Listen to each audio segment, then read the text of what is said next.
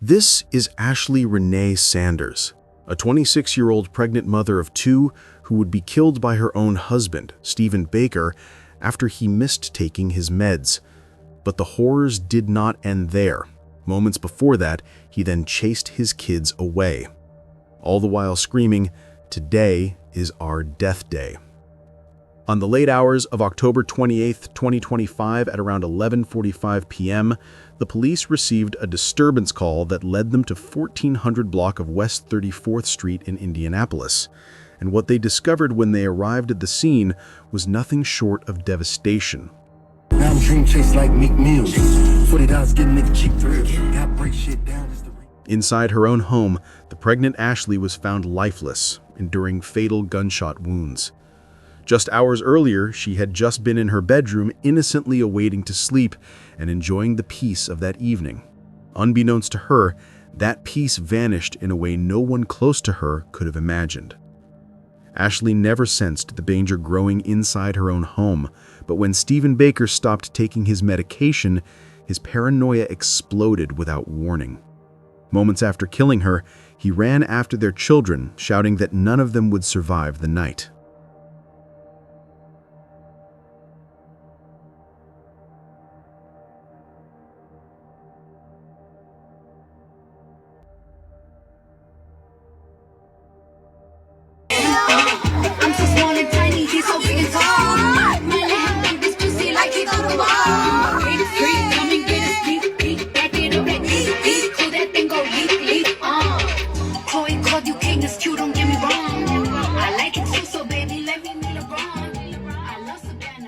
When officers arrived, they found the kids hiding outside while Stephen was nowhere to be found.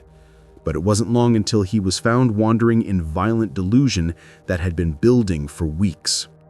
What seemed like a sudden outburst was actually the end of a slow, terrifying decline. As Ashley lay in the place she believed would protect her, she had no idea her husband would become the one to end her life in a single devastating act.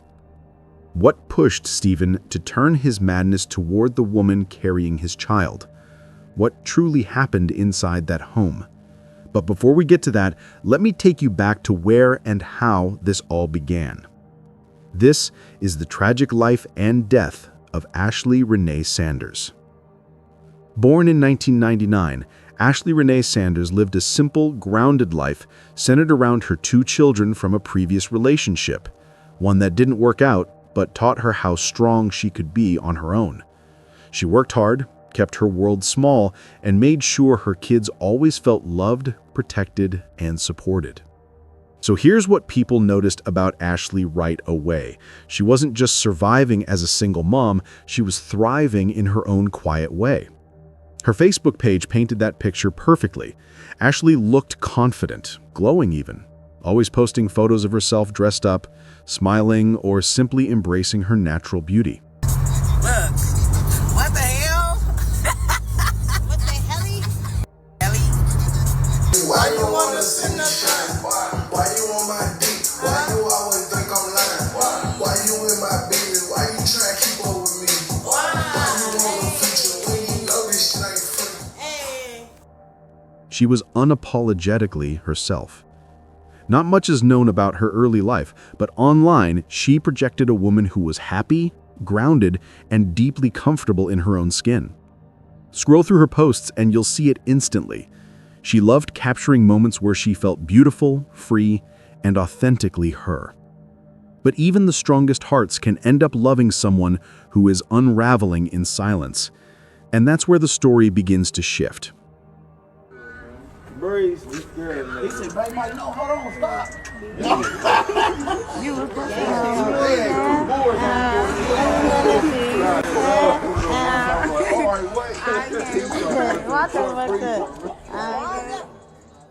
You got all that shit. Come get it. Come get it. In late 2024, Ashley met Stephen Baker Jr., a man nearly 12 years older, with children of his own and a past already weighed down with complications. To outsiders, he appeared calm, mature, and steady, someone who could offer the stability Ashley had fought so hard to build for her family. But Stephen is battling with a problem that would eventually take everything from Ashley. According to his family, Stephen had a long history of clinically diagnosed bipolar disorder, a condition marked by extreme mood swings that can shift dramatically from calm to unpredictable. Bipolar disorder is a serious mental health illness, one that requires consistent monitoring, medication, and support. When managed properly, many people lead stable, healthy lives. But untreated, or inconsistently treated, it can trigger periods of impulsivity, paranoia, agitation, and distorted thinking.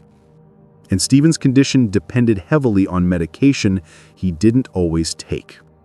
This is where the cracks in the picture began to show.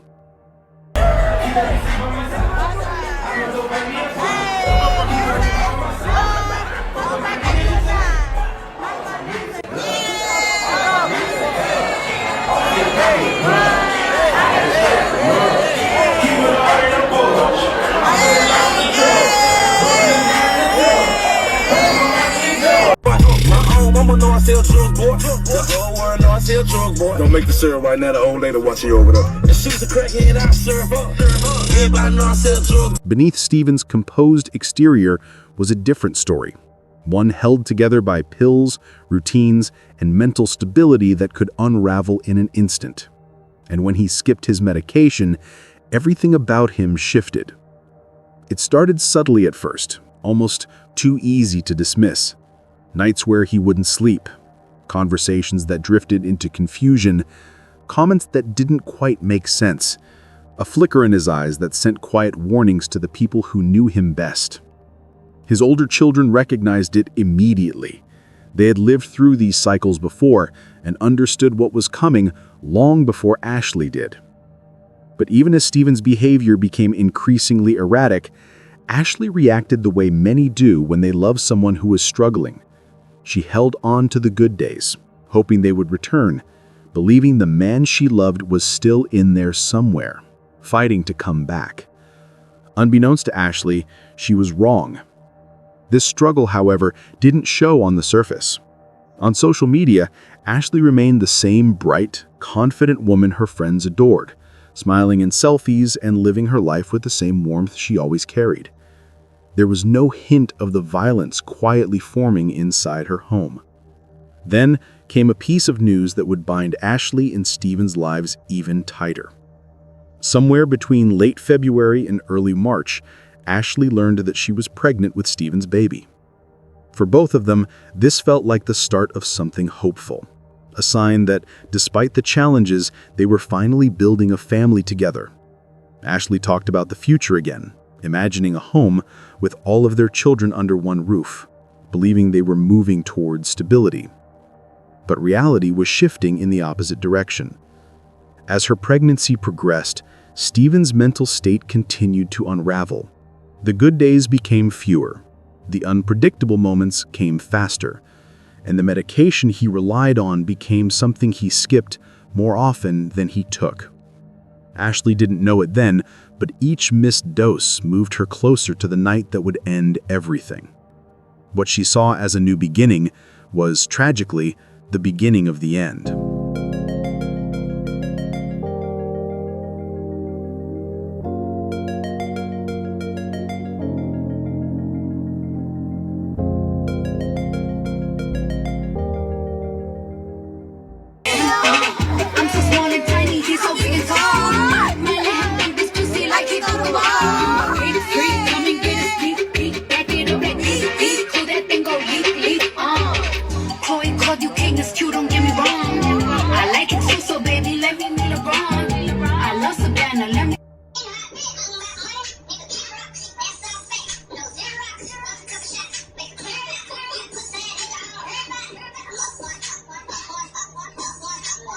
Okay, so here's the thing.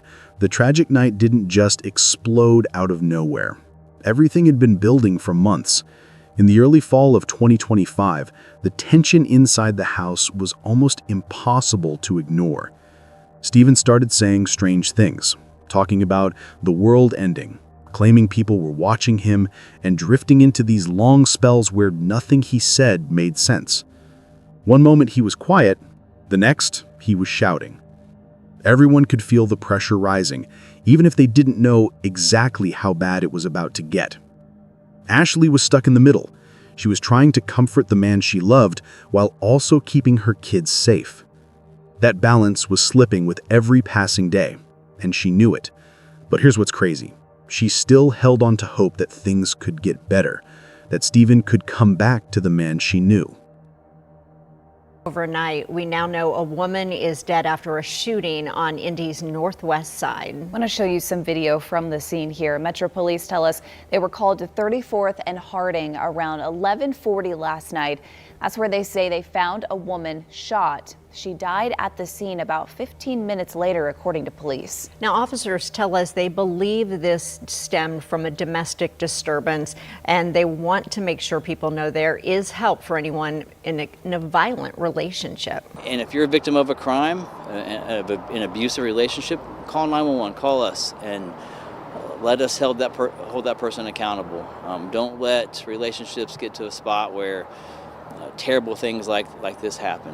And then came the night of October 28th, 2025. A quiet evening in Indianapolis, or at least it should have been. Ashley was at home with her 2 kids. Stephen was there too, along with his teenage son who was spending the night. Nothing out of the ordinary, just another blended family evening.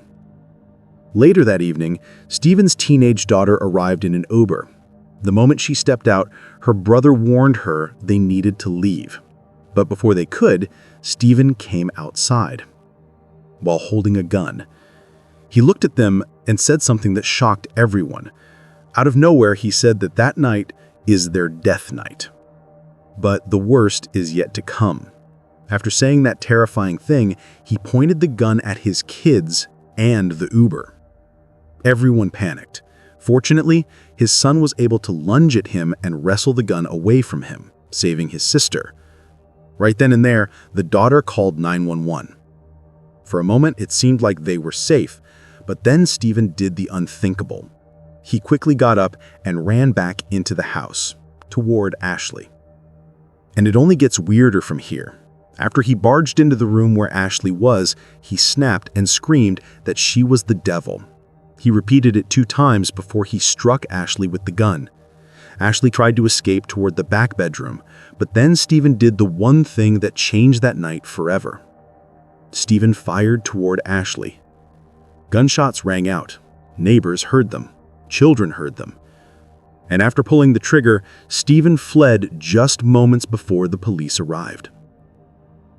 When officers pushed through the front door of the home on West 34th Street, they entered a scene marked by chaos and fear.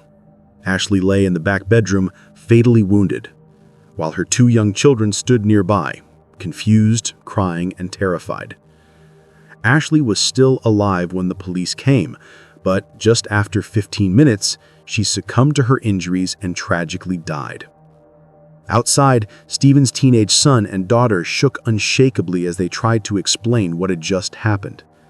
But what investigators would learn next painted an even darker picture of the hours leading up to Ashley's death. Because while Stephen's children had escaped the house alive, what they witnessed was something no child should ever see. As detectives took statements, Stephen's teenage son described the night's unraveling. And then he revealed a critical detail that the police needs. His father hadn't been taking his medication. While the son was being interrogated, the homicide detectives processed the scene methodically. Shell casings, overturned items in the hallway, the phone Ashley likely dropped while trying to escape, bullet impacts in the back bedroom where she fell.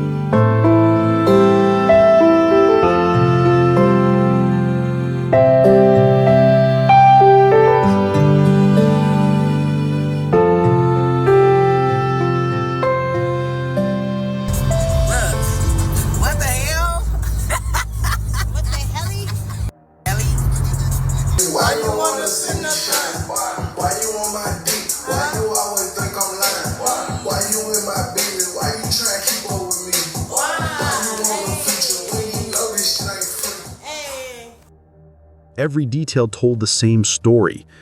Ashley had tried to run. She hadn't made it far. Inside, her children were shaken, crying, wrapped in blankets outside, staring at the yellow tape, trying to understand how their world had disappeared in minutes. But police were still searching for Stephen. He had fled, armed and unpredictable. Patrols combed nearby blocks. Canine units moved through alleys. Officers broadcast his description, warning the public of a man spiraling so far into delusion that even his own children no longer recognized him. Then, just 18 minutes after the shooting, officers spotted him. Around midnight, police found Stephen near 33rd and Harding walking aimlessly. His body language was disoriented. His eyes were distant. When officers ordered him to stop, he didn't respond. He muttered about time, energy, and losing his powers. His thoughts slipped in and out of reality. Officers approached carefully, but he resisted. This left the officers with no choice but to deploy a stun gun, and he fell to the ground. Breeze, he scared me. He said, baby, Mike, no, hold on, stop. You were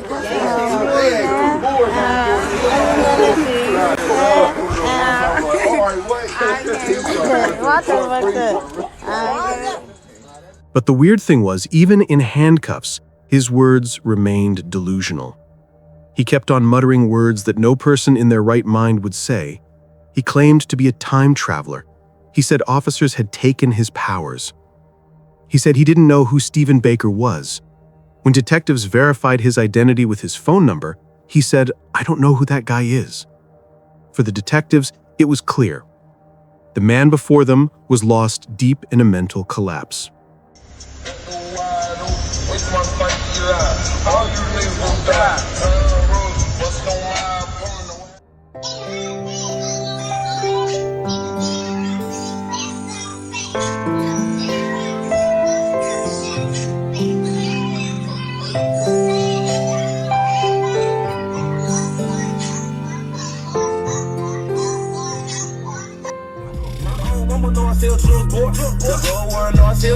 Don't make the syrup right now, the old lady watching you over there. And she's a crackhead, I serve her. Everybody know I sell drugs.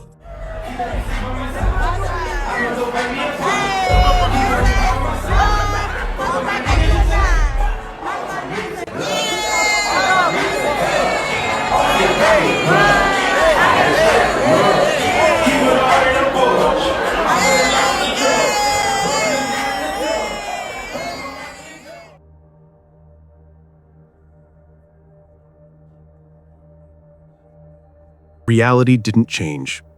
A mother was dead, her children were traumatized, and he was responsible.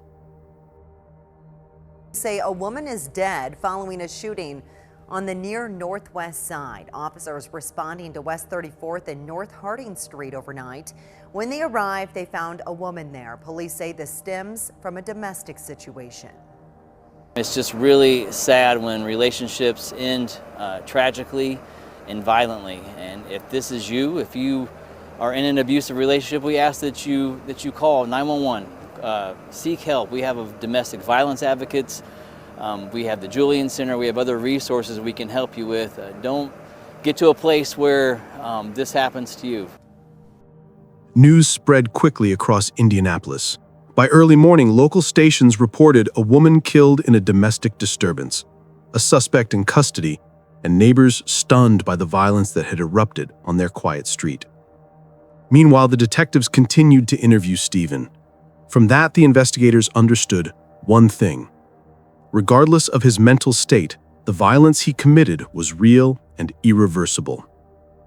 As the initial investigation ensued, Ashley's friends and family gathered in the other side of the city. Outside Ashley's home, they clung to each other, crying, scrolling through old messages and videos that now felt like memories frozen in time. By the next day, memorials formed online and in the community. Friends organized a balloon release in her favorite colors, capturing images and videos to honor her memory. The outpouring of grief and support highlighted how deeply she had touched the lives around her. Meanwhile, the legal process began. Stephen Baker Jr. was booked into Marion County Jail on preliminary murder charges.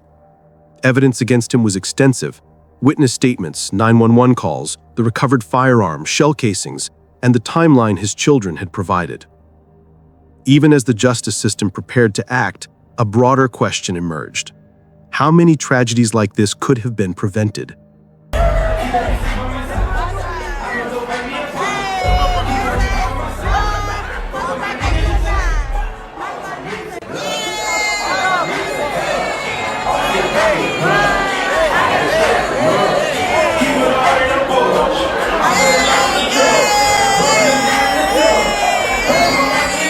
Ashley's death reflected the devastating consequences of untreated mental illness, domestic instability, and the presence of firearms in volatile situations. Ashley's children now face a future forever altered. Their memories of birthday parties, bedtime routines, and loving hugs are intertwined with trauma they should never have experienced. Friends and community members have stepped in to provide support, raising funds, and offering help to ensure the children can grow up in a safe environment. Healing will take time, but with support, it is possible. Stephen's actions were the result of untreated mental illness, but that does not excuse the destruction he caused. A man who had once cared for his children and shown moments of tenderness allowed delusion to take control, with catastrophic results. Ashley's story is not defined by the way she died, but by the way she lived. A devoted mother, a loyal friend, and a woman who gave everything for those she loved. Her legacy remains in the lives she touched and the community working to protect and support her children. Her death is a reminder of how quickly a home can turn dangerous when untreated illness and unchecked access to weapons collide. It is a call to awareness, prevention, and vigilance. This was the life and loss of Ashley Renea Sanders. May her name never fade. What do you think about it? Let us know in the comments below. And if you found this story intriguing, please like, share, and don't forget to subscribe for more stories like this.